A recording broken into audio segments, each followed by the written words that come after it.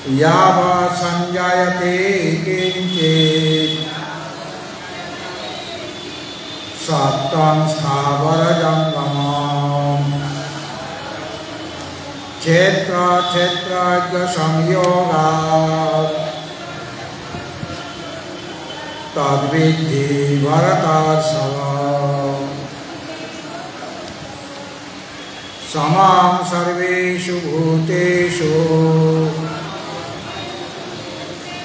तिष्ठन्तं परमेश्वरं विनाशाच्च विनाश्यन्तं यः पश्यति स पश्यति। भगवत भक्तजन एवं जननी और भगिनीगण पूर्वे दुईटी श्लोके माने 24 एवं 25 এই দুটি শ্লোকে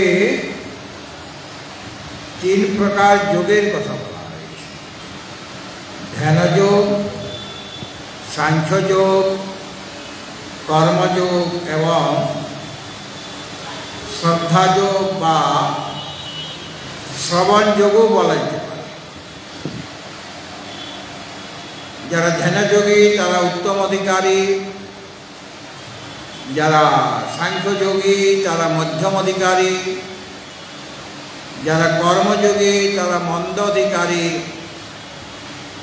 আর যারা শ্রদ্ধাযোগী বা শ্রবণযোগী তারা হচ্ছেন মন্দতর। কিন্তু সকলে এরা মৃত্যুকে অতিক্রম করেন, অর্থাৎ সংসার সাগর রূপ যে বন্ধন, সেই বন্ধন থেকে মুক্ত হয়ে যায়। তার মানে এরা এই সমস্ত যোগীগণ, চার প্রকারের যে যোগীর কথা বলা হলো, এদের সকলেরই যদিও মত পথ ভিন্ন ভিন্ন, এক একজন এক এক রকমভাবে সেই পরমাত্মা বা পুরুষের চিন্তন করছেন, পথটি ভিন্ন ভিন্ন হলেও লক্ষ্য কিন্তু একটাই, সেই পরমাত্মা স্বরূপের জ্ঞান এদের হয়ে যাবে। আর জ্ঞান হয়ে গেলে অজ্ঞান দূরীভূত হয়ে যাবে। যে অজ্ঞান বশত এই বিশ্ব প্রপঞ্চ, জগৎ প্রপঞ্চের সৃষ্টি হয়েছে, আমাদের শরীর ইন্দ্রিয় ইত্যাদি যেগুলির উদ্ভব হয়েছে এই অবিদ্যাবশত, সেই অবিদ্যার নাশ হয়ে যাবে। অর্থাৎ যাদের জ্ঞান হবে, জ্ঞানের দ্বারা অজ্ঞানের নাশ হওয়াতে অবিদ্যাজনিত যা কিছু ক্ষেত্র ছিল, মানে জগৎ প্রপঞ্চ বা শরীর আদি যা কিছু ছিল, সব তখন মিথ্যা বলে প্রতীত হবে। আগে সত্য বলে মনে হচ্ছিল, এখন তার কাছে মিথ্যা বলে প্রতীত হবে। এখন আমরা দেখছি যে আত্মস্বরূপের জ্ঞান হলে, যার জ্ঞান হবে তারই মুক্তি হয়ে যাবে। সে ধ্যানযোগী হোক, সাংখ্যযোগী হোক, কর্মযোগী হোক বা শ্রবণযোগী হোক। ওদের শ্রবণযোগী কেন বলা হয়েছে না, তার থেকে ভিন্ন যে আচার্য সদ্গুরু, তার কাছে তিনি জানতে চেয়েছেন যে আমার মঙ্গলের জন্য, আমার কল্যাণের জন্য কি করা দরকার, কার উপাসনা করব, কার চিন্তা করব। তখন গুরুদেব বলে দেন যে তুমি এইরকমভাবে চিন্তন করো। তার এত বিবেক ক্ষমতা নেই, বিচার করার ক্ষমতা নেই, কি করা উচিত, কীভাবে চিন্তন করা উচিত সেটা তার জানা নেই। কিন্তু গুরুদেব বলে দিয়েছেন এইভাবে তুমি চিন্তন করতে থাকো, উপাসনা করো, এর দ্বারাই তোমার মঙ্গল। সেই গুরুর প্রতি শ্রদ্ধাবশত, বিশ্বাসবশত তার শ্রীমুখ থেকে যা শ্রুতি, যা শ্রবণ করছেন, সেই শ্রবণটাই তার পরম আশ্রয়।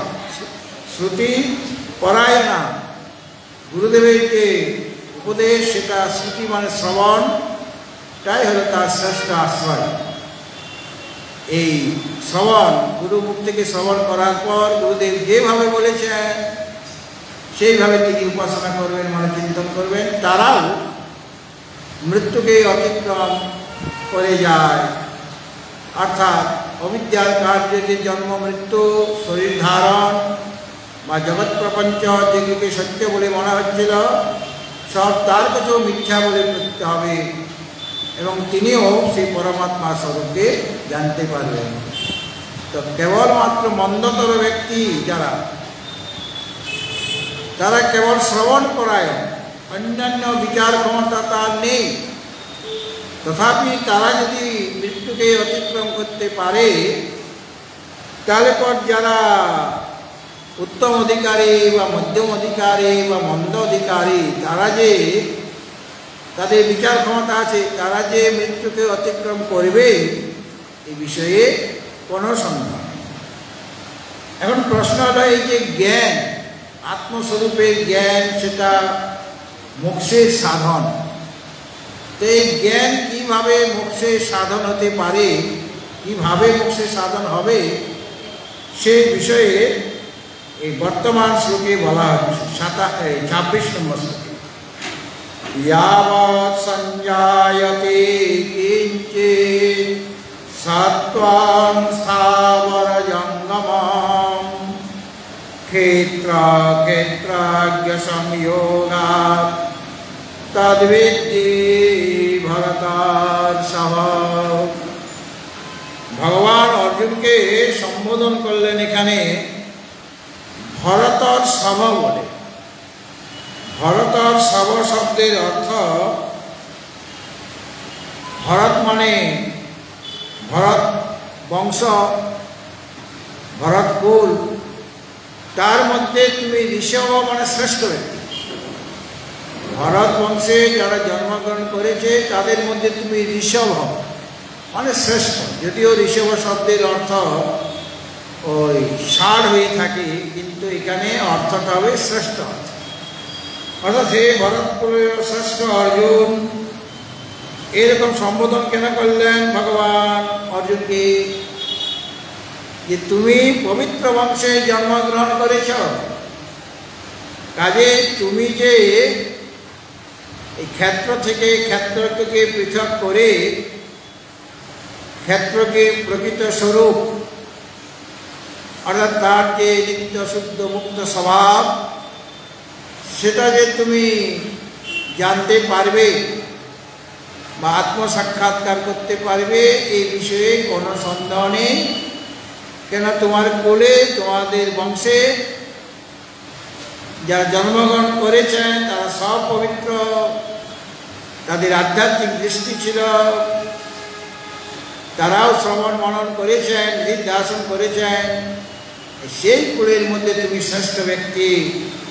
তুমি যে অনাত্মা থেকে আত্মাকে পৃথক করে আত্মা স্বরূপ যে অবগত হতে পারবে, এই বিষয়ে কোনো সন্দেহ নাই। এইভাবে অর্জুনকে উৎসাহিত করছেন, আর আমাদেরও তিনি উৎসাহিত করছেন যে তোমরা, তোমাদের মধ্যেও যে বিরাট শক্তি রয়েছে, যে শক্তিটা নিদ্রিত অবস্থায় আছে, মানে সুপ্ত অবস্থায় আছে, একটু যদি প্রয়াস করা যায়, একটু যদি শুভ ইচ্ছা থাকে, তাহলে সেই যে শক্তি, বিরাট শক্তি একটা আমাদের মধ্যে রয়েছে, ঘুমিয়ে আছে, তার জাগরণ হয় এবং সেই শক্তির প্রভাবে তোমরাও আত্মসাক্ষাৎকার করতে পারবে। কেন ভগবান অর্জুনকে লক্ষ্য করে সমস্ত জীবের জন্য, যেখানে যত মনুষ্য আছে, কেবল এই ভারতবর্ষে নয়, এই পৃথিবীর মধ্যে যে যেখানে আছে, যে যেখানে নিবাস করুক না কেন, তাদের জন্যই অর্জুনকে লক্ষ্য করে, সকলের জন্য, সমস্ত পৃথিবীবাসী মানবের জন্য এই গীতার উপদেশ। কোনো ধর্ম বিশেষের জন্য নয়, কোনো সম্প্রদায় বিশেষের জন্য নয়। তুমি মানুষ, কোথায় তুমি জন্মগ্রহণ করেছো, কোন দেশে তুমি নিবাস করো, সেটা বড় কথা নয়। এই জন্য আমরা দেখতে পাই ভারতবর্ষের বাইরেও বিরাট বিরাট দার্শনিকের জন্ম হয়েছে এবং বেদান্ত দর্শনে তারা আসক্ত হয়ে এবং সেই সাধনাকে তারা অবলম্বন করেছেন এবং তারা মুক্ত হয়ে গেছে। সুতরাং এইভাবে অর্জুনকে উৎসাহিত করছেন, মানে সমস্ত জীবকুলকে তিনি উৎসাহিত করছেন যে তোমরাও যদি চেষ্টা করো তাহলে আমার যে প্রকৃত স্বরূপ সেটা তুমি অবগত হতে পারো। তারপরে বলছেন যাবৎ সঞ্জায়তে কিঞ্চিৎ সত্ত্বং স্থাবর জঙ্গম ক্ষেত্র ক্ষেত্রজ্ঞ সংযোগাৎ তদ্বিদ্ধি ভরতর্ষভ। হে ভরতর্ষভ, হে ষষ্ঠ অর্জুন, যাবৎ কিঞ্চিৎ স্থাবর জঙ্গমম সঞ্জায়তে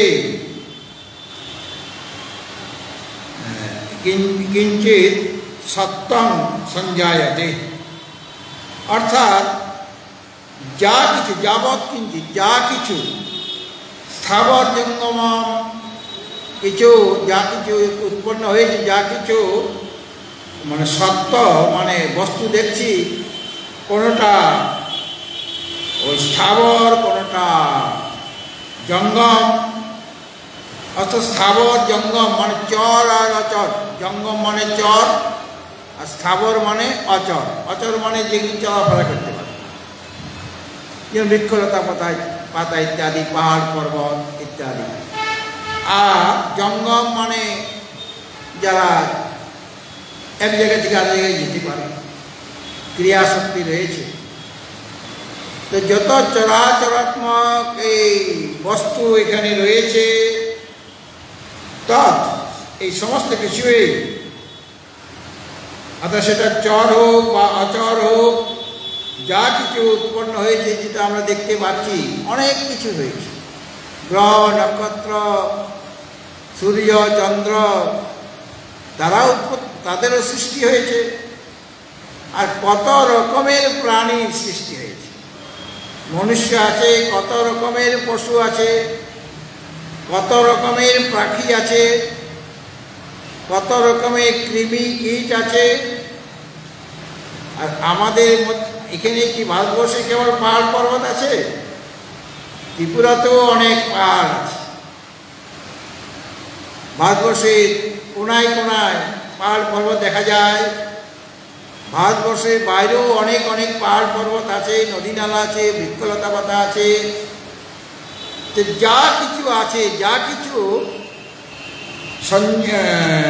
যৎকিঞ্চে স্থাবর জঙ্গমম সঞ্জায়তে, যা কিছু উৎপত্তি হয়েছে, যা কিছু সৃষ্টি হয়েছে, তৎ এই সমস্ত কিছুই বিশ্ব প্রপঞ্চে যা কিছু দেখা যাচ্ছে, আমাদের বিশ্ব ছোট নয়, সীমিত নয়, অনন্ত কোটি ব্রহ্মাণ্ড রয়েছে। এই অনন্ত কোটি ব্রহ্মাণ্ডে যেখানে যা কিছু স্থাবর জঙ্গম আছে, পদার্থ আছে, তার সমস্তই ক্ষেত্র ক্ষেত্রজ্ঞ সংযোগাৎ তদ্বিদ্ধি। সেটা ক্ষেত্রের সাথে ক্ষেত্রজ্ঞের সংযোগ হওয়াতেই, যখন ক্ষেত্রের সাথে ক্ষেত্রজ্ঞের সংযোগ হয়ে যায়, ক্ষেত্র মানে ওই যেটা আগে বলা হয়েছে মা ভূতানি অহংকার বুদ্ধির অব্যক্তমেব চ ইন্দ্রিয়াণি দশৈকঞ্চ পঞ্চতেন্দ্রিয় গোচরা ইচ্ছাদেশ শুভম দুঃখম সংঘাতশ্চেতনাদিতি এতৎ ক্ষেত্রং সমাসেন সবিকারম উদাহৃত। এক কথায় যা কিছু আছে, মানে যত অনাত্ম পদার্থ আছে, সব ক্ষেত্রের মধ্যে এসে যাচ্ছে। হ্যাঁ, যা কিছু সৃষ্টি হয়েছে জগতে, সব কিছু ক্ষেত্রের মধ্যে এসে যাচ্ছে। তো এই যে ক্ষেত্র আর ক্ষেত্রজ্ঞ, ক্ষেত্রজ্ঞ শব্দের অর্থ দুই প্রকারের হয়। যিনি একটা শরীরে থাকেন, একটা শরীরে যার অভিমান আছে, সেও ক্ষেত্রজ্ঞ। কিন্তু একটা শরীরে তার অভিমান আছে, সে হলো জীব। আর যিনি সমস্ত শরীরে থাকেন একই সাথে, যেখানে যত শরীর আছে, সেটা জরায়ুজ হোক, অন্ডজ হোক, স্বেদজ হোক বা উদ্ভিজ্জ, চার প্রকারের শরীর আছে। জরায়ুজ মানে জরায়ু থেকে উৎপন্ন, অন্ডজ মানে অন্ড ফুটে যেটা বেরিয়ে আসে অনেক পাখি আছে। শ্বেত শ্বেত মানে ঘাম থেকেও অনেক পোকামাকড় তৈরি হয়, মাথা যে উকুন ইত্যাদি সেটা তো ঘাম থেকে হয়। আর উদ্ভিদ মানে মাটি ভেদ করে উপর দিকে যেগুলি যায় মানে বৃক্ষলতা পাতা ইত্যাদি, এই যে 4 প্রকারের শরীর আছে সেগুলি সবেই ক্ষেত্রের মধ্যে পড়ে যাচ্ছে। এবং ক্ষেত্রের তাহলে সমস্ত শরীরে যিনি অভিমান করবেন, যত রকমের শরীর আছে, তিনি হলেন ক্ষেত্রজ্ঞ পরমাত্মা। আর জীবকেও যে ক্ষেত্রজ্ঞ বলা হয়েছে, সেই জীবের প্রকৃত স্বরূপ কি? তার প্রকৃত স্বরূপ হলো সেই পরমাত্মার যা স্বরূপ, তারও সে একই স্বরূপ।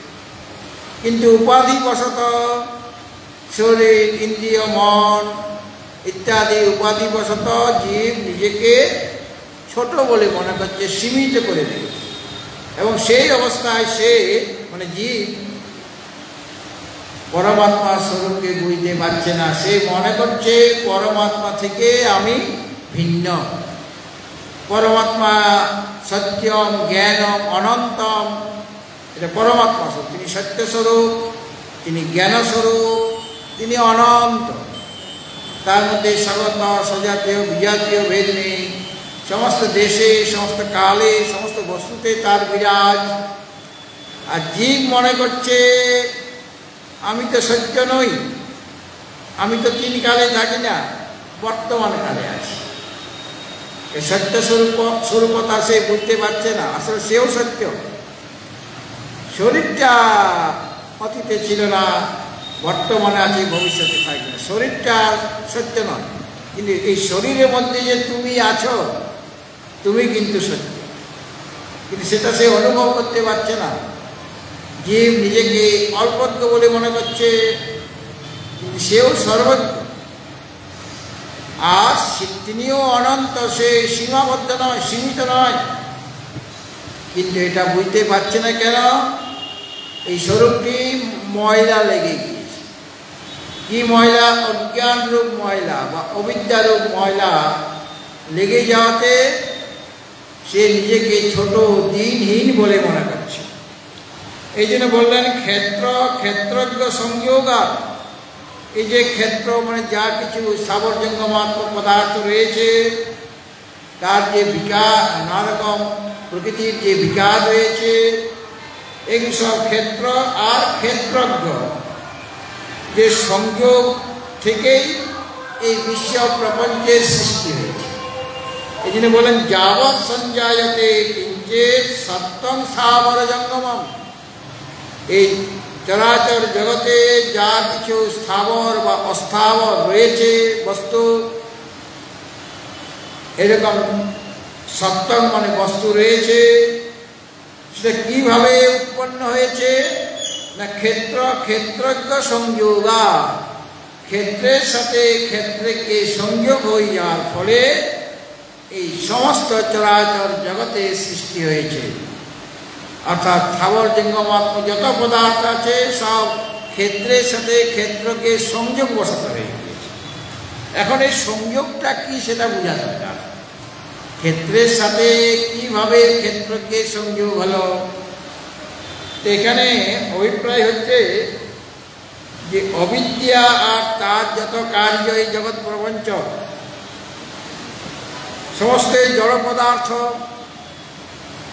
তার মধ্যে কিছু সৎ আছে, কিছু অসৎ আছে, মানে কিছু ব্যক্ত পদার্থ আছে যেটা আমরা ইন্দ্রিয়ের দ্বারা দেখতে পাই, ইন্দ্রিয়ের গোচর। কিছু আছে অব্যক্ত পদার্থ সংসারে, যেগুলি ইন্দ্রিয়ের দ্বারা আমি অনুভব করতে পারছি না, কিন্তু আছে। মানে কিছু ব্যক্ত পদার্থ আছে, কিছু অব্যক্ত পদার্থ আছে। এইগুলি এই যে এই সমস্ত হচ্ছে ক্ষেত্র। যত সৎ পদার্থ, যত অসৎ পদার্থ বা যত স্থাবর জঙ্গম পদার্থ সব হচ্ছে ক্ষেত্র। কিন্তু তার থেকে ভিন্ন হচ্ছে তার যে প্রকাশ, ওগুলিতে জড় সব। জড় নিজে নিজে তো প্রকাশিত হতে পারবে না, তাকে প্রকাশ করার জন্য একজন রয়েছে। ক্ষেত্রের মধ্যে যা কিছু রয়েছে স্থাবর অস্থাবর পদার্থ বা প্রাণী বা ওই যা কিছু সৎ বা অসৎ পদার্থ রয়েছে, মানে ব্যক্ত পদার্থ অব্যক্ত পদার্থ রয়েছে সংসারে, সমস্ত বস্তুকে আমি দেখতে পাচ্ছি। এই বায়ুকণার মধ্যে অনেক পোকামাকড় ঘুরে বেড়াচ্ছে, জীবাণু, সেগুলি তো খালি চোখে দেখা যাচ্ছে না, কিন্তু আছে। যদি সেরকম যন্ত্র আমার হাতে থাকে তখন দেখা যায়, যারা বিজ্ঞানী তারা দেখতে পায় ওই যন্ত্রের সাহায্যে, খালি চোখে তাদের দেখা যায়। সুতরাং এই ক্ষেত্র থেকে যিনি ভিন্ন আর ক্ষেত্রকে যিনি প্রকাশ করেন, ক্ষেত্র মাত্রই জড় পদার্থ, সেগুলির প্রকাশক একজন রয়েছেন যিনি স্বয়ং প্রকাশ, তার প্রকাশ করার জন্য আলাদা কোনো ব্যক্তিত্ব নেই, তিনি স্বয়ং প্রকাশ এবং তিনি পরমার্থ স্বরূপ, তিনি অসঙ্গ, কারো সাথে তিনি লিপ্ত হন না, কারো গুণ বা দোষের দ্বারা তিনি লিপ্ত হয়ে যান না, তিনি উদাসীন। তাকে উপদ্রষ্টা অনুমন্ত ইত্যাদি বলা হয়েছিল। উপদ্রষ্টা অনুমন্তা চ ভর্তা ভোক্তা মহেশ্বর পরমাত্মেতি চাপ্যুক্ত দেহস্মিন পুরুষ পরম। তেমন যে যার মধ্যে কোনো ধর্ম নেই, নির্ধর্ম, এবং এমন একটা ব্রহ্মসত্তা আছে যাকে ক্ষেত্রজ্ঞ বলা হচ্ছে। ওই ক্ষেত্রজ্ঞ হলেন চেতন। ওই চেতনের প্রকাশের দ্বারাই জড় পদার্থ সব প্রকাশিত হবে।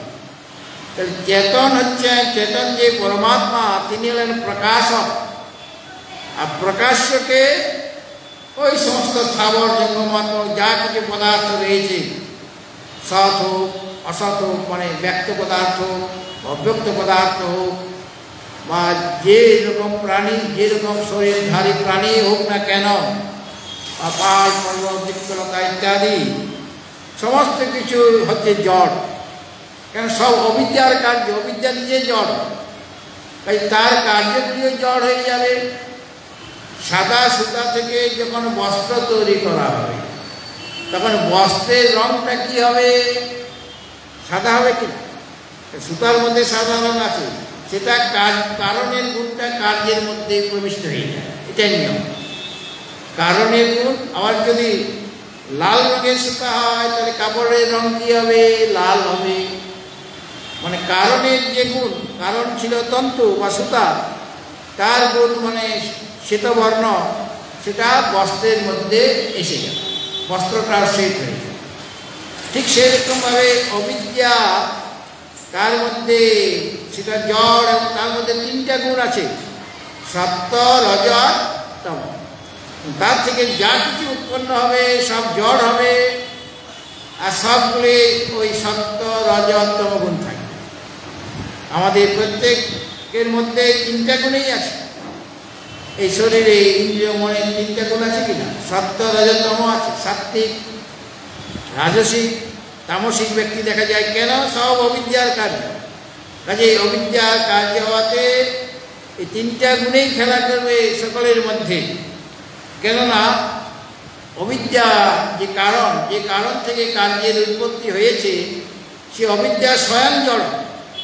কাজে তার থেকে যা কিছু উৎপন্ন হবে সব জড় হবে এবং ত্রিগুণাত্মিকা হবে।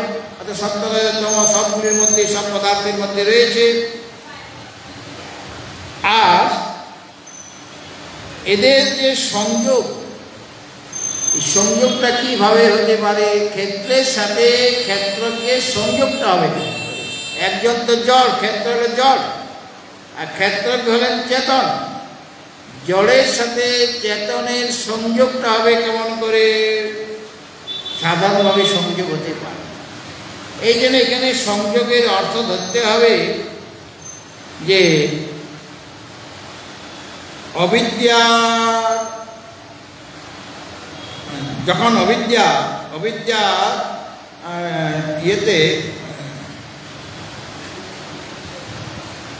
যখন অবিদ্যাবশত সে ক্ষেত্র আর ক্ষেত্রজ্ঞকে পৃথক করতে পারছে না, অর্থাৎ ক্ষেত্রের স্বরূপ তার জানা নেই, বা ক্ষেত্রজ্ঞ যে চেতন স্বরূপ আত্মা, তারও স্বরূপ জানা নেই। আর জানা না থাকাতে দুটাকে মিলিয়ে ফেলছি, জড় আর চেতনকে মিলিয়ে ফেলছি। এটা হলো সংযোগ। মানে সংযোগটা কিরকম না, এটা হলো আধ্যাত্মিক সম্বন্ধ। মানে একটাতে আরেকটার আরোপ হয়ে যাচ্ছে। জড়ের ধর্ম চেতনে এসে যাচ্ছে, আর চেতনের ধর্ম জড়ে এসে যাচ্ছে, মানে প্রতীত হচ্ছে। কিসের কারণে? যেহেতু সেই ক্ষেত্রের স্বরূপ জানে না, বোঝার চেষ্টা করেনি, বা ক্ষেত্রকে স্বরূপও সে জানে না, এই জন্য অবিবেকবশত, অবিদ্যাবশত, অবিদ্যার কারণেই অবিবেক উৎপন্ন হয়। সেই অবিবেকবশত দুটাকে সে মিলিয়ে ফেলছে।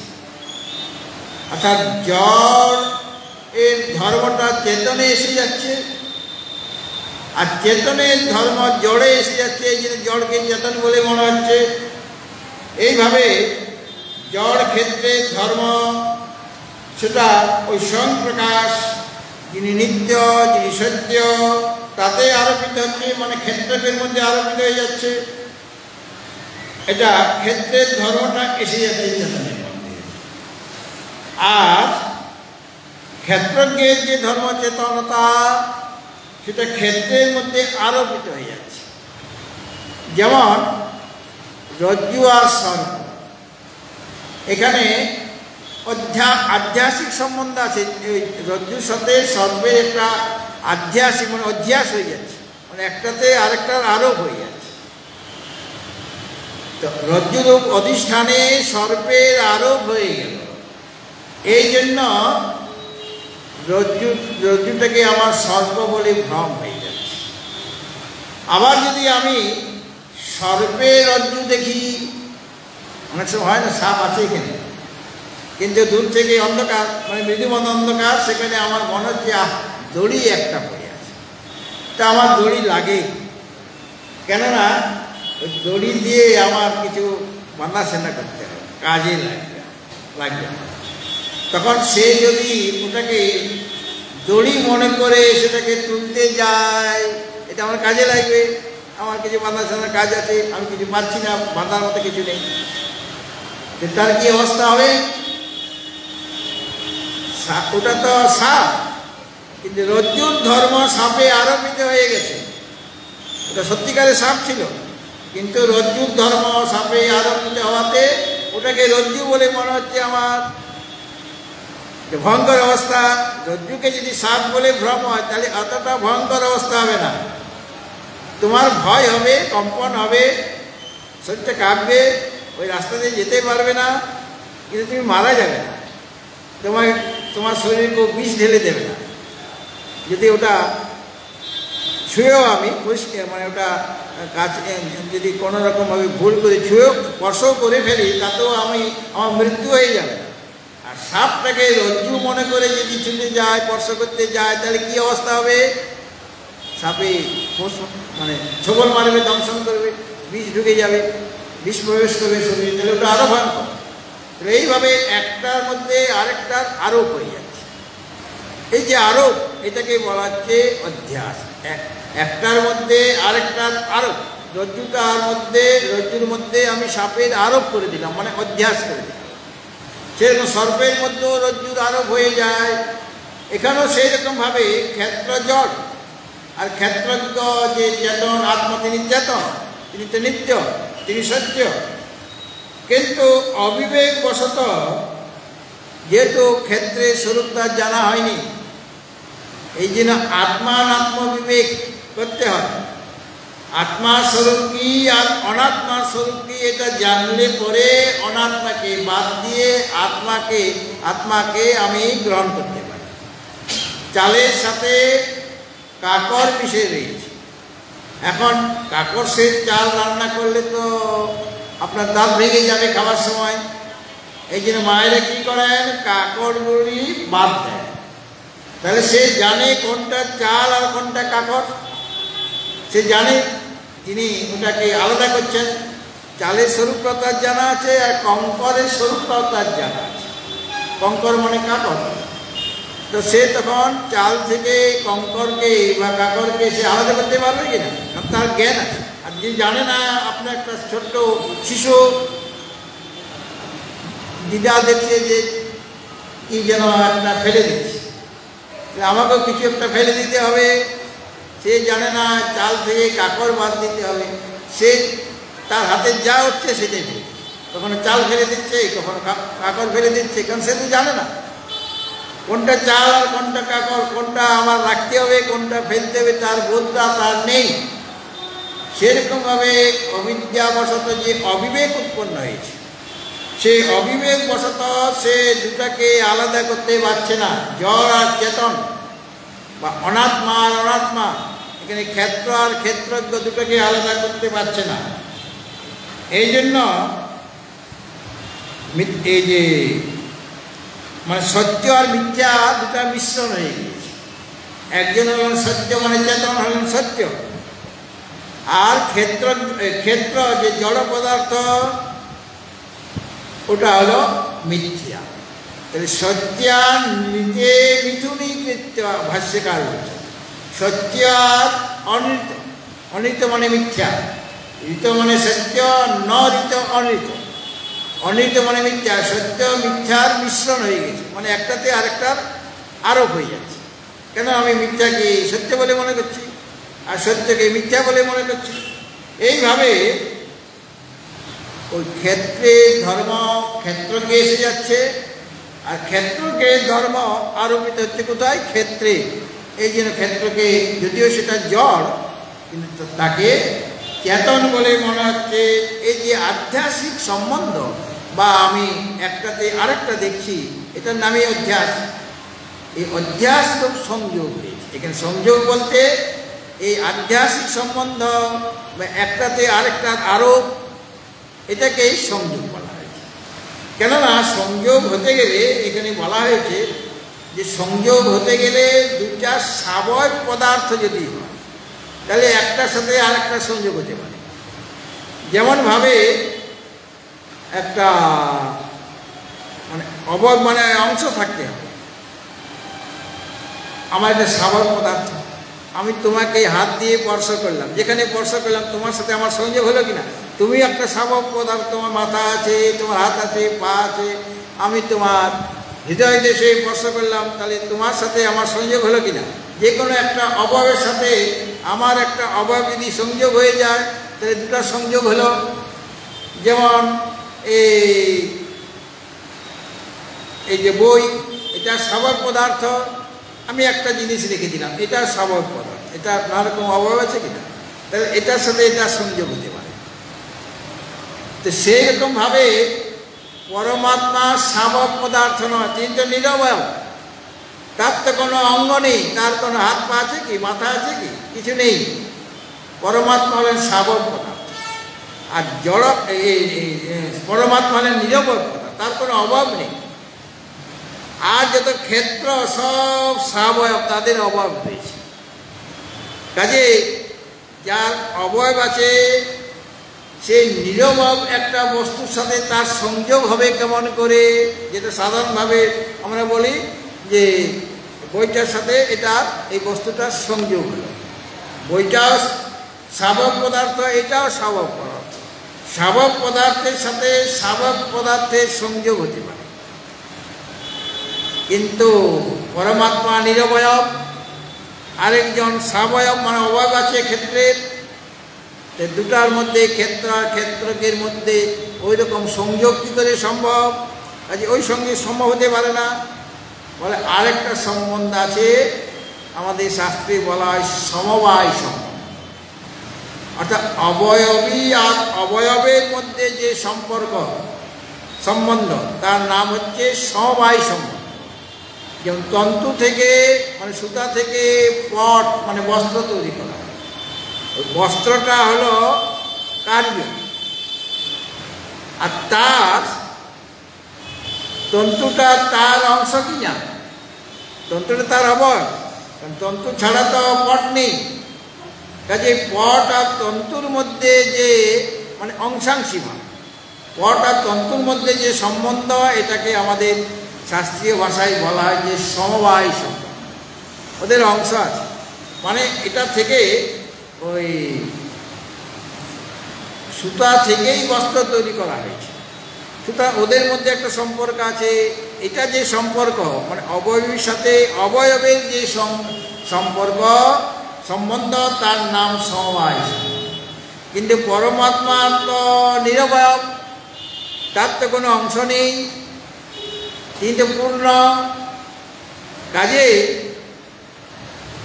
এই ক্ষেত্রের সাথে ক্ষেত্রকে মানে ক্ষেত্রজ্ঞের অভাব নয়, এই জন্য ক্ষেত্রের সাথে ক্ষেত্রজ্ঞের সম্বন্ধ সমবায় সম্বন্ধ হতে পারে না, এই সংযোগ সম্বন্ধ হতে পারে না, সমবায় সম্বন্ধ হতে পারে। তাহলে এখানে যে ক্ষেত্রজ্ঞ সংযোগাদ বলা হয়েছে, তাহলে সেই সংযোগটা কি? এই জন্য বলা হলো এই সংযোগটা হলো আধ্যাত্মিক সম্বন্ধরূপ সংযোগ। এটা সংযোগ কিন্তু আধ্যাত্মিক বা আরোপিত, অধ্যস্ত হয়ে আছে, একটাতে আরেকটা আরোপিত বা অধ্যস্ত হয়ে আছে। এই যে আধ্যাত্মিক যে সম্বন্ধ সেটাকে এখানে সংযোগ শব্দের দ্বারা বলা হয়েছে। আধ্যাত্মিক সম্বন্ধই হলো এখানে যোগ। তার মানে যেহেতু আমি আমার ক্ষেত্রের স্বরূপ জানা নেই আর ক্ষেত্রজ্ঞের স্বরূপও আমার জানা নেই, এই জন্য দুটোকে বিবেক করতে আমি পাচ্ছি না, মিশ্রিত হয়ে আছে এই অবিদ্যার প্রভাবে। অবিদ্যাবশত ক্ষেত্রের সাথে ক্ষেত্রের এইরকম আধ্যাত্মিক সম্বন্ধরূপ সংযোগ হয়ে গিয়েছে। আর সংযোগ হওয়ার ফলেই ওই অবিদ্যা থেকে সমস্ত জগৎ প্রপঞ্চ উৎপন্ন হচ্ছে, তার তো অবিদ্যা দূর হয়নি। আর যখন আলাদা হয়ে যাবে তখন তো অবিদ্যা নয়, আলাদা কে করবে? তার যদি জ্ঞান হয়, সে যদি বিবেক করতে পারে যে এটা হলো ক্ষেত্রের স্বরূপ। এই জন্য ভগবান এই ত্রয়োদশ অধ্যায়ে প্রথমে ক্ষেত্রের স্বরূপ বলেছেন, তারপর ক্ষেত্রজ্ঞের স্বরূপ বলেছেন, তারপর জ্ঞানের স্বরূপ বলেছেন, তারপর ক্ষেত্রজ্ঞের স্বরূপও বলে দেবেন। আর ক্ষেত্রজ্ঞের স্বরূপ জানার জন্য যে জ্ঞান চায় মানে অমানিত্য মতম বিত্তম ইত্যাদি, মাঝখানে সেই জ্ঞানের সাধনের কথা বলেছেন।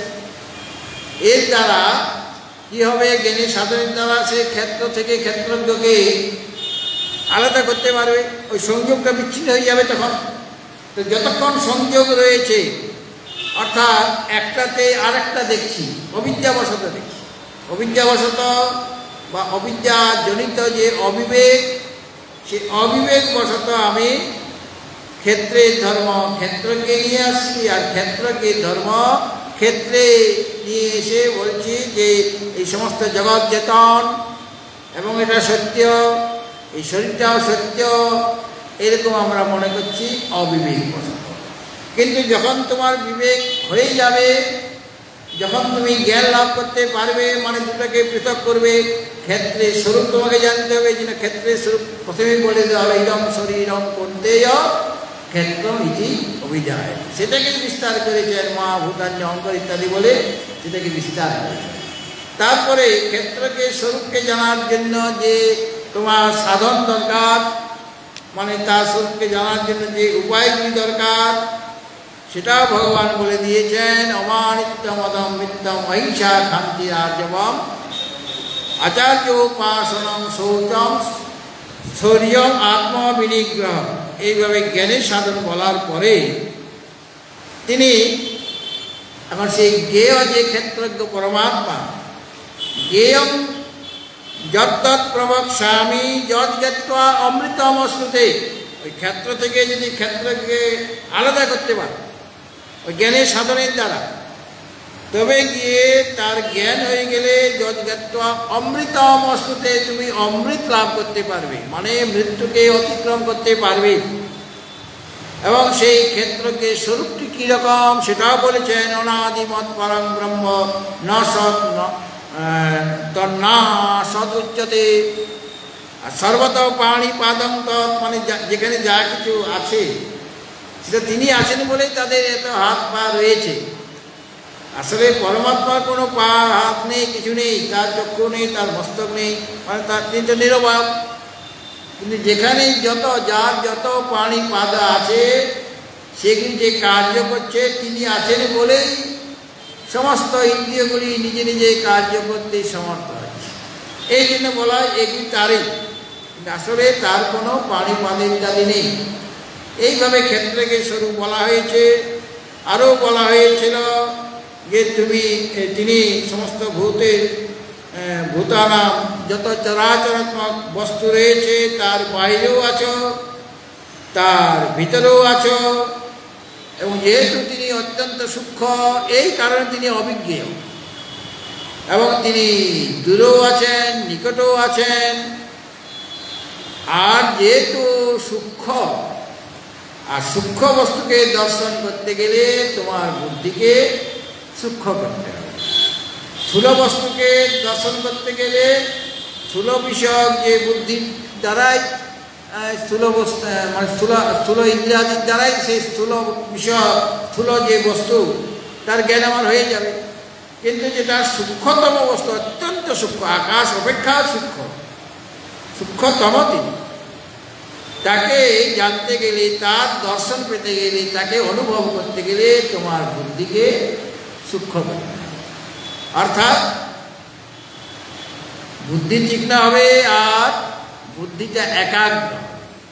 দৃশ্যতে তদ্গয়া বুদ্ধিয়া সূক্ষ্ময়া সূক্ষ্মদর্শিবি এষা সর্বেষু ভূতেষু গূঢ় আত্মান প্রকাশতে। তিনি তো আছেন সকল কিছুর মধ্যে, ব্যপ্ত হয়ে আছেন, সকলের মধ্যে অনুসৃত হয়ে আছেন, সকলের পরমাণুতে তিনি আছেন, কিন্তু গুপ্ত রূপে রয়েছেন, মানে অত্যন্ত সূক্ষ্ম। এই জন্য তিনি গুপ্ত রূপে রয়েছেন, মানে তাকে বুঝতে পারছে না, তিনি প্রকাশিত হচ্ছে না সকলের কাছে। তো দৃশ্যতে তু অগ্রয়া বুদ্ধিয়া, বুদ্ধিটা একাগ্র হতে হবে। আর সূক্ষ্ময়া, সূক্ষ্ম হতে হবে বুদ্ধি, তবে গিয়ে ওই সূক্ষ্মতম বস্তুকে দর্শন করা যায়, মানে অনুভব করা যায়। বুদ্ধি সূক্ষ্ম হবে কেমন করে, বুদ্ধি একাগ্র হবে কেমন করে, কি খেতে হবে বুদ্ধিটাকে সূক্ষ্ম করার জন্য? বুদ্ধিকে একাগ্র করার জন্য কিছু ঔষধ আছে কি বাজারে? ব্রাহ্মী তেল, ব্রাহ্মী শাকের রস, এগুলি মেধা শক্তি বাড়ায় বলা হয়। একটু বাড়াবে, মানে স্থূল বিষয় বুদ্ধি বাড়াবে ব্রাহ্মী রস পান করবে, কিন্তু সূক্ষ্ম বুদ্ধি হবে না। তোমার বুদ্ধি যে সূক্ষ্ম বুদ্ধির দ্বারা পরমাত্মার দর্শন হবে, যিনি অত্যন্ত সূক্ষ্মতম, যিনি যাকে দর্শন করা খুব কঠিন কাজ, অভিজ্ঞেয়, সকলে জানতে পারেন না, তাকে জানার ঔষধ আলাদা আছে। ভগবান শ্রীকৃষ্ণ সেই ওষুধটা দিয়ে দিচ্ছেন যে ধ্যানের দ্বারা যখন তোমার মনটা সংস্কৃত হবে, শুদ্ধ হবে, তখন মনটা একাগ্র হবে। যত আমি ধ্যান করব, যত আমি শ্রবণ করব, যত আমি মনন করব, যত আমি নিদিধ্যাসন করব, তত আমার মনটা শুদ্ধ হবে, মানে বুদ্ধি তীক্ষ্ণ হবে। আর মন আর বুদ্ধি একই আছে, বুদ্ধি একাগ্র হবে। সবিকল্পক যখন সমাধি হবে, অর্থাৎ যখন ত্রিপুটি থেকে যাবে, অর্থাৎ জ্ঞাতা জ্ঞান যে ওই ত্রিপুটি থেকে যায়, তিনি জ্ঞেয় ব্রহ্মকে জানার চেষ্টা করছেন, কিন্তু ত্রিপুটি রয়ে গিয়েছে, কিন্তু পরমাত্মা বিষয়ক তার অন্তঃকরণে বৃদ্ধি হচ্ছে সবিকল্পক সমাধিতে। কিন্তু তখনও বুদ্ধিটা এত শুদ্ধ হয় না, মানে বুদ্ধিটা এত তীক্ষ্ণ হয় না, মানে তীক্ষ্ণ হয়ে গেছে, অনেকটা তীক্ষ্ণ হয়ে গেছে, অনেকটা একাগ্র হয়ে গিয়েছে, আর একটু বাকি আছে। এর জন্য চাই আমার নির্বিকল্পক সমাধি, তার দ্বারা বুদ্ধি একদম তীক্ষ্ণ হয়ে যাবে, মানে একাগ্র হয়ে যাবে, যেখানে জ্ঞাতা জ্ঞান যে ত্রিপুটি থাকবে না, কেবল জ্ঞেয় ব্রহ্মস্বরূপেই থাকবেন। জ্ঞাতা জ্ঞে বিলীন হয়ে যাবে, আর জ্ঞানটাও জ্ঞেয় স্বরূপ হয়ে যাবে, কিন্তু সেখানে চিত্ত এখনো অবস্থান করছে, তার কোনো বৃত্তি হচ্ছে না, কোনো অন্তঃকরণ বৃত্তি হচ্ছে না। ওই রকম নিদিধ্যাসন, এই নির্বিকল্পক যে সমাধি, তার দ্বারায় তার আগের থেকে যত শ্রবণ করছি আমার বুদ্ধি তীক্ষ্ণ হতে চলেছে, যত আমি মনন করছি বুদ্ধিটা আরও তীক্ষ্ণ হচ্ছে, নিদিধ্যাসন করছি বুদ্ধি আরও বেশি তীক্ষ্ণ হলো। সবিকল্পক সমাধিতে চলে গিয়েছি, তখন বুদ্ধি প্রায় তীক্ষ্ণ হতে চলেছে, মানে আর একটুখানি বাকি আছে। আর যখন আমি নির্বিকল্পক সমাধি করলাম, আমার হলো, তখন বুদ্ধি সম্পূর্ণরূপে তীক্ষ্ণ হয়ে গিয়েছে, সেটা একাগ্র হয়ে গিয়েছে, আর বিষয়ের দিকে যাচ্ছে না। আগে তো তার সামান্য হলেও শ্রবণ করার সময় মনটা বিষয়ের দিকে যাচ্ছিল, মনন করার সময় মনটা বিষয়ের দিকে যাচ্ছিল, নিধিধ্যাসন করার সময়ও তখন কম যাবে কিন্তু যাচ্ছে। আবার সবিকল্প সমাধিতেও কিছু বিষয় চিন্তন থেকে যায়, ওই সময় থাকে না, কিন্তু পরে আবার এসে যাচ্ছে। কিন্তু নির্বিকল্প সমাধি হলে আর বিষয় চিন্তন হবে না, কেবল আত্মচিন্তনেই হতে থাকবে। আর ওই আত্মচিন্তনের দ্বারাই, মানে তখন আত্মচিন্তন কিসের দ্বারা করছে? তার সূক্ষ্ম বুদ্ধির দ্বারা করছে, একাগ্র বুদ্ধির দ্বারা তিনি আত্মচিন্তন করছেন। সে আত্মচিন্তন করার ফলে তার ক্ষেত্রজ্ঞের দর্শন হয়ে যাবে। ক্ষেত্রজ্ঞ যে পরমাত্মা, তার সাথে সে এক হয়ে যাবে। মানে ক্ষেত্রকে বাদ দিয়ে দেওয়া হয়েছে। যখনই শ্রবণ করা আরম্ভ করেছে তখন থেকে ক্ষেত্রকে বাদ দেওয়ার চেষ্টা করছে, মানে সব অনাত্মা পদার্থ এইগুলোকে সে বাদ দেওয়ার চেষ্টা করেছে ধীরে ধীরে। কিন্তু শ্রবণ করার সময়ও আমার মাঝে মাঝে এই বিষয়ের দিকে মনটা চলে যাচ্ছে, মনন করার সময়ও তোমার আত্মচিন্তন হচ্ছে, আর সাথে সাথে মাঝে মাঝে বিষয় চিন্তনও হচ্ছে। কাজে বুদ্ধিটা তীক্ষ্ণ হতে পারছে না, কিন্তু তীক্ষ্ণতার দিকে যাচ্ছে, মানে ধার দেওয়া হচ্ছে, বুদ্ধির ধার দেওয়া হচ্ছে। আর নিধিধ্যাসনে আরও তীক্ষ্ণ হয়ে গেল, সবিকল্প সমাধিতে হয়ে গেল, কিন্তু এখন ফিনিশিং টাচটা দেওয়া বাকি আছে। মূর্তি তৈরি করেছেন শিল্পী, আপনি মনে করলেন এটা তো হয়ে গেছে, বলে না মহারাজ এখনো হয়নি, ফিনিশিং টাচটা এখনো দিই। ওটা যখন দেবে তখন ওটা পূর্ণরূপে আমাদের কাছে প্রকাশ হয়ে যাবে। যেমনভাবে এই গুজরাটে আপনারা স্ফটিকের মালা পরেন তো, স্ফটিকের মালা আছে, স্ফটিক সাধারণ, এটা তো রুদ্রাক্ষ, সেটার কাটিং হয়, ওটা তো পাথর, সেটা কাটিং হয়ে নানা রকমভাবে চিত্র বিচিত্র আঁকা হবে, তবে গিয়ে সে তারপরে ফুটো করতে হবে, চিত্র করতে হবে, তবে গিয়ে ওটা বাজারে ছাড়া হবে। তা এখানকার ওটা সাধারণত গুজরাটে হয়। তা এই ত্রিপুরার লোক আছে কর্মী, কলকাতার লোক আছে, মানে পশ্চিমবঙ্গের লোক আছে, আসামের লোক, মানে ওরা শ্রমিক, ওরা ওই সমস্ত কাজগুলি করছে। ওই ফিনিশিং কাজটা শেখাচ্ছে না ওদের, কেননা তাহলে পর তো ওরা বাংলায় গিয়ে ত্রিপুরায় এসে স্ফটিকের কাটিং করবে, ওরা ফিনিশিং কাজটা শেখাচ্ছে না। বাকি যত কাজ মানে পরিশ্রমের কাজ, সেগুলি সেই কাজগুলি অন্যান্য বাইরের যারা শ্রমিক আছে তাদের সেটা শিখিয়ে দিয়েছে। কিন্তু মানে শেষ যে টাস্কটা দেওয়া দরকার সেটা সে তার ছেলে মেয়েদের শেখাবে, অন্য কাউকে শেখাবে, অন্য কোনো শ্রমিককেও শেখাবে। তা ওই ওই শেষের টাস্কটা, ফিনিশিং টাস্কটা দিলে সেটা পরিপূর্ণ হলো কাজটা। সেরকমভাবে নির্বিকল্প সমাধির দ্বারা বুদ্ধি পরিপূর্ণরূপে তীক্ষ্ণ এবং একাগ্র হয়ে গেছে। একাগ্র মানে আর কোনোভাবেই বিষয়ের দিকে আমার মনটি যাবে না, ওই মন ব্রহ্ম মাত্ররূপে স্থিত হয়ে আছে। আর সেই সময়ে তার কাছে পরমাত্মা, ক্ষেত্রজ্ঞ যে পরমাত্মা স্বরূপ, সেই স্বরূপটি তার কাছে প্রকাশিত হয়ে গেল। মানে তখন আত্মদর্শন এটাকে বলা হচ্ছে, বা আত্ম সাক্ষাৎকার, মানে পরমাত্মা জীবের একত্ব বোধ, একত্ব জ্ঞান হয়ে যাচ্ছে। অর্থাৎ জীব এতদিন যাবৎ পরমাত্মা থেকে নিজেকে ভিন্ন বলে মনে করছিল, আর এখন সে কি মনে করছে যে পরমাত্মাও যা আমিও তাই। অর্থাৎ তিনি যেমন সত্যম জ্ঞানম অনন্তম, আমিও সেই রকমভাবেই সত্যম জ্ঞানম অনন্তম। কেন? তার তীক্ষ্ণ বুদ্ধি, একাগ্র বুদ্ধির দ্বারা তিনি তাকে তার স্বরূপটিকে জেনেছেন। বলে এটা কি করে বলা সম্ভব?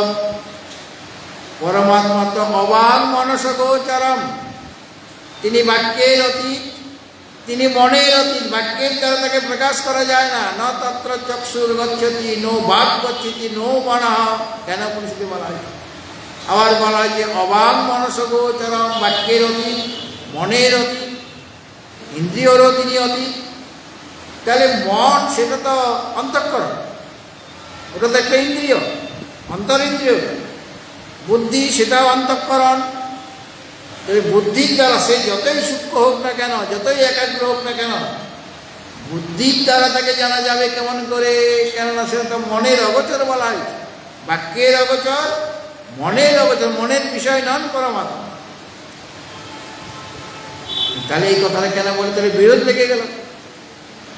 তখন বলা হচ্ছে দেখো, বুদ্ধির কাজটাকে, এই যে সূক্ষ্ম বুদ্ধি বা একাগ্র বুদ্ধি, যেটা ওই নিধিধ্যাসনের প্রভাবে তার বুদ্ধিটা এরকম তৈরি হয়েছে, সেই বুদ্ধি কি করবে? তার কাজটা হলো যত অনাত্মা পদার্থ, যে অনাত্মা আত্মাকে আবৃত করে রেখেছে। আগে একদিন বলেছিলাম পরমাত্মা তিনটি রূপ, অস্থি, ভাতি আর প্রিয়। আর জগতের রূপ হলো নাম আর রূপ, ওটা তার আসল রূপ। জগতে তার নাম আছে, রূপ আছে। নাম আর রূপের দ্বারা পরমাত্মার যে অস্থি, ভাতি, প্রিয় মানে সঠিক আনন্দ স্বরূপতা, সেটা আবৃত হয়ে গেছে। এই আবৃত হওয়াতে, মানে অনাত্মা বস্তুর নাম রূপের দ্বারা আবৃত হওয়াতে পরমাত্মা আমাদের কাছে প্রকাশিত হচ্ছে। এই যে সূক্ষ্ম বুদ্ধির কাজ কি? যত অনাত্মা পদার্থ আছে, অজ্ঞানেনাবৃতং জ্ঞানম তেন মুহ্যন্তি যন্তব, অজ্ঞানের দ্বারা জ্ঞান আবৃত আছে, হয়ে আছে বলে যে মোহগ্রস্ত হয়ে যায়। তেন মুহ্যন্তি যন্তব, প্রাণীগণ মোহগ্রস্ত হয়ে যায়। তাহলে অনাত্মার দ্বারা, মানে অবিদ্যাজনিত যে অনাত্মা যত পদার্থ, সেই অনাত্মা পদার্থের দ্বারা আবৃত হয়ে আছে কে? পরমাত্মা। তাহলে এই সূক্ষ্ম বুদ্ধি বা একাগ্র বুদ্ধির কাজ কি? যত ওই অনাত্মা বস্তু আছে, বিচারের দ্বারা, তার বিচার করার ক্ষমতা এসেছে এখন। শরীরটা আত্মা নয়, ইন্দ্রিয় আত্মা নয়, মন আত্মা নয়, বুদ্ধি আত্মা নয়, পুত্র কন্যা আত্মা নয়, কলত্র মানে পত্নী আত্মা নয়, এইভাবে সব বাদ দিচ্ছে। মানে যেটাকে পঞ্চকোষ বিবেক বলা হয়েছে, অন্নময় কোষ আত্মা নয়, প্রাণময় কোষ আত্মা নয়, বিজ্ঞানময় কোষ আত্মা নয়, আনন্দময় কোষ আত্মা নয়। এইভাবে ওই সূক্ষ্ম বুদ্ধির কাজ হচ্ছে যত অনাত্মা পদার্থ আছে সবগুলিকে বাদ দিচ্ছে। বাদ দেওয়ার পর এরপর মন আর বুদ্ধি আর যেতে পারে না। ওই অনাত্মাকে বাদ দেওয়াটাই হলো তার কাজ। সূক্ষ্ম বুদ্ধির কাজ হলো যে অনাত্মা আত্মাকে, সচ্চিদানন্দ স্বরূপ আত্মাকে ঢেকে রেখেছিল, সে আবরণটা খুলে দিচ্ছে, আবরণটাকে সরিয়ে দিচ্ছে। মানে অনাত্মা পদার্থকে বিচারের দ্বারা বাদ দিয়ে দিচ্ছে, নিষেধ করে দিচ্ছে। তারপরে যিনি আছেন অবশিষ্ট, তাকে প্রকাশ করার জন্য আর কারো দরকার নাই, তিনি স্বয়ং প্রকাশ। তাকে প্রকাশ করার জন্য আর অন্য কোনো প্রকাশকের দরকার নেই, তিনি তো সকলের প্রকাশক। তো প্রকাশক প্রকাশ্যকে প্রকাশিত করতে পারে। আচার্য বলছেন আগে যে প্রকাশক সে প্রকাশ্যকে প্রকাশিত করে দেয়, কিন্তু প্রকাশ্য যিনি, তিনি কি প্রকাশককে প্রকাশিত করতে পারবে কোনোদিন? সূর্য আমাদের প্রকাশ করছে, জগৎ হলো প্রকাশ্য। এখন আমি যদি বলি সূর্যকে আমি প্রকাশ করব, সূর্যকে প্রকাশ করা যাবে? এখানে এমন কোনো লাইট আছে কি যে লাইটের দ্বারা সূর্যকে প্রকাশ আমি করব? বলে সূর্যকে প্রকাশ করার দরকার নেই, সূর্যের নিজস্ব প্রকাশ আছে, তার দ্বারাই প্রকাশিত। ও তো গুণিত প্রকাশক। আর জগৎ হলো প্রকাশ্য, এই জগৎকে আলোকিত করতে পারে সূর্য, কিন্তু জগৎ সূর্যকে আলোকিত করতে পারে। নিয়ম হচ্ছে প্রকাশক প্রকাশ্যকে প্রকাশিত করে, কিন্তু প্রকাশ্য কোনো সময় প্রকাশককে প্রকাশিত করতে পারে।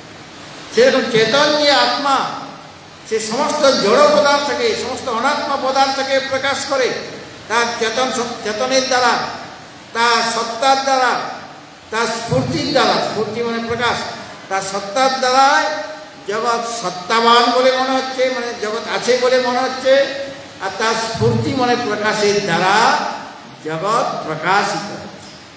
সুতরাং তাকে প্রকাশ করার জন্য অন্য কোনো প্রকাশকের প্রয়োজন নেই। তিনি স্বয়ং প্রকাশ।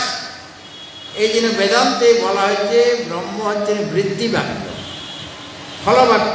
এটা বোঝাচ্ছে দৃষ্টান্ত দিয়ে। একটা অন্ধকার ঘরে একটা প্রদীপ, প্রদীপ মানে কেবল যেটাতে তেল থাকে, যে পাত্রটা সলতে রয়েছে ওটা প্রদীপ নয়। পাত্র আছে, তেল আছে, সলতে আছে, এখনো প্রদীপ হতে পারেনি সে। যখনই আপনি অগ্নি সংযোগ করলেন তখন ওটার নাম প্রদীপ। তখনই তো সে অন্যকে প্রকাশ দেবে। তার আগে আমি জ্বালাইনি, মানে মেচকারি দিয়ে ওটা সত্যতে আগুন দিইনি, তখন কি অন্ধকারকে সে আলোকিত করতে পারবে? পারবে না। এই প্রদীপ মানে যেটা জ্বলন্ত, মানে আগুন দেওয়া হয়েছে, সেটা হলো প্রদীপ। সেই একটা প্রদীপকে কোনো একটা কিছুর দ্বারা ঢেকে রাখা হয়েছে অন্ধকার। আরেকটা অন্ধকার ঘরে একটা কোনো পাথরের মূর্তি আছে অন্ধকার ঘরে, সেটাকেও ঝুড়ি দিয়ে বা কোনো একটা কিছু দিয়ে ঢেকে রাখা হয়েছে। এখন যে অন্ধকার ঘরে প্রদীপটা রয়েছে, সেই অন্ধকার ঘরে গিয়ে আপনি প্রদীপের ঢাকনাটা খুলে দিলেন, তারপর প্রদীপটা দেখার জন্য কি লাইট জ্বালান ঘরে? ঘরের তো লাইট আছে, লোডশেডিং চলছিল, টর্চ দিয়ে কি দেখতে হয় প্রদীপটাকে? দেখতে হয় না, কেননা প্রদীপের নিজস্ব একটা প্রকাশ আছে, এই জন্য অন্য কোনো প্রকাশের তার দরকার নেই। কিন্তু যে অন্ধকার ঘরে ওই পাথরের একটা মূর্তি ছিল, তার তো নিজস্ব প্রকাশ নেই। তার ঢাকনাটা খুলে দিলেই আমি পাথরের মূর্তিটা দেখতে পাবো না, ঘরে লাইট জ্বালাতে হবে, তবে গিয়ে এই পাথরের মূর্তিটি দেখা যাবে। এই প্রদীপটি ওখানে বৃত্তিবাক্য, আর ওই পাথরটি হলো ফলবাক্য, মানে তাকে দেখার জন্য আরেকটা বস্তুর দরকার, মানে আলোর দরকার। সেরকম ব্রহ্ম বস্তুকে দর্শন করার জন্য কেবলমাত্র তিনি হলেন আত্মা, কেবল অনাত্মাকে বাদ দিলেই হবে, জড় পদার্থকে বাদ দিলেই হবে। আর তিনি তো প্রকাশ স্বরূপ, স্বয়ং প্রকাশ, তার প্রকাশের দ্বারাই সমস্ত জগৎ প্রপঞ্চ, এমনকি সূর্য, চন্দ্র, গ্রহ, নক্ষত্র সব প্রকাশিত হচ্ছে। কাজেই তাকে প্রকাশ করার জন্য অন্য কোনো প্রকাশক নেই, দরকারও নেই, তিনি স্বয়ং প্রকাশ। এই জন্য সূক্ষ্ম বুদ্ধির কাজ হলো অনাত্মাকে বাদ দেওয়া মাত্র। আর বাদ দেওয়া হলেই, বাদ দেওয়া মানে নামরূপ, যত অনাত্মা পদার্থ, যত জড় পদার্থ বাদ হয়ে গেল। মানে যে ক্ষেত্রকে সংযোগ হয়ে গিয়েছিল, মানে আধ্যাত্মিক সম্বন্ধ হয়েছিল, এখন সেই ক্ষেত্রকেই বাদ দিয়ে দেওয়া হচ্ছে, যত অনাত্মা পদার্থকে বাদ দিয়ে দিচ্ছে। বাদ দেওয়ার পর যেটা অবশিষ্ট রয়েছেন তিনি স্বয়ং প্রকাশ, তিনি আপনি যে গুপ্ত হয়েছিল সমস্ত প্রাণীর হৃদয়ে, তিনি প্রকাশিত হয়ে যান। অর্থাৎ আমাদের কাছে, অর্থাৎ সাধকের কাছে তিনি প্রকট হয়ে যান। তখন আর ক্ষেত্রকে যে সংযোগটা ছিল সেটা বিচ্ছিন্ন হয়ে গিয়েছে। ক্ষেত্রবাদ তিনি দিয়ে দিয়েছেন, ক্ষেত্রকে ওই সূক্ষ্ম বুদ্ধির দ্বারা ক্ষেত্র মানে যত অনাত্মা পদার্থকে নিষেধ করে দিয়েছেন, এখন কেবল ক্ষেত্র রয়েছে।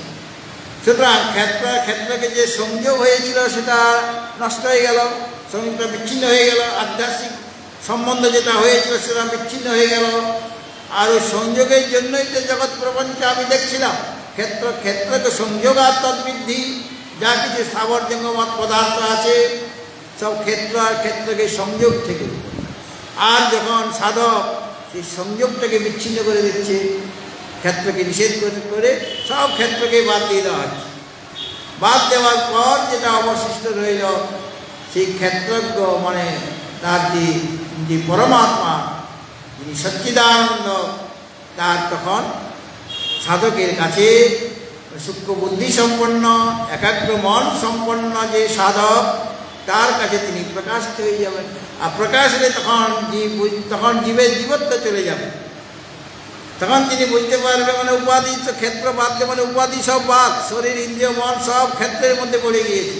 সেই উপাধিকেও বাদ দিয়ে দিয়েছেন, নিজের যে উপাধি শরীর ইন্দ্রিয় মন ইত্যাদি, উপাধি রহিত হয়ে গেল। ঘটাকাশের ঘটটা ভেঙে গেল, ঘটাকাশ মহাকাশে লীন হয়ে যাবে, মানে ঘটাকাশটা মহাকাশে আসে। ঘটটা ভেঙে যাওয়া, ভাঙার পরে সে মহাকাশে লীন হয়। যতক্ষণ ঘট আছে তখন ওই আকাশ আর ঘটাকাশ দুটো আলাদা বলে মনে হচ্ছে। সেরকম যতক্ষণ আমার উপাধি ছিল শরীর ইত্যাদি, সেগুলি বিচারের দ্বারা যখন ক্ষেত্রকে বাদ দিয়েছি, মানে শরীরটি সব বাদ হয়ে গেল, তাহলে রইলেন এখন কেবলমাত্র ক্ষেত্র। সেই ক্ষেত্রকেই আমি, তখন যিনি বুঝতে পারবেন আমি ইনার মতোই, আমিও সত্যস্বরূপ, আমিও জ্ঞানস্বরূপ, আমিও অনন্ত স্বরূপ। সুতরাং ক্ষেত্রকে সংযোগটা বিচ্ছিন্ন করতে হবে। বিচ্ছিন্ন হয়ে গেলে তুমি ক্ষেত্রকে স্বরূপকে যথাযথভাবে দর্শন করতে পারবে, মানে আত্মসাক্ষাৎকার ওই সময় তোমার যথাযথভাবে হয়ে যাবে। ভগবত ভক্তজন, বেদান্তের কথাই সব বলা হচ্ছে, কিন্তু প্রথম থেকেই 13 অধ্যায় সম্পূর্ণ বেদান্ত, বেদের 7 তত্ত্ব এখানে প্রতিপাদিত হয়েছে। আর গীতা শাস্ত্রের এই যে 18টা অধ্যায় আছে, তার প্রতিপাদ্য বিষয়, গীতার যে প্রতিপাদ্য বিষয় সব এই 13 অধ্যায় ভগবান শ্রীকৃষ্ণ অর্জুনকে শিখিয়ে দিয়েছে। কাজে এই অধ্যায়টা আমাদের কাছে খুবই মূল্যবান অধ্যায়। এবং এর যে বিষয় ক্ষেত্রকে বিভাগ, যুগটার নামেই দেওয়া হয়েছে, ক্ষেত্র থেকে ক্ষেত্রকে বিভাগ করতে হবে, মানে আলাদা করতে হবে, তবে গিয়ে তুমি নিজের স্বরূপটিকে বুঝতে পারবে। ভগবত ভক্তজন আরও মূল্যবান কথা, যেটা আমাদের জানা অত্যন্ত প্রয়োজন, আমাদের মানব জীবনকে সার্থক করে গড়ে তোলার জন্য বা লক্ষ্যে পৌঁছাবার জন্য আরও যা যা জানা দরকার, এটা ভগবান ধীরে ধীরে বাকি যে কয়েকটা শ্লোক আছে তার মাধ্যমে ভগবান সেই কথাগুলি সুন্দরভাবে প্রাঞ্জল ভাষায় তিনি বলবেন। এখন গীতাময়ের আরতি, তারপর একটি ভজন হবে।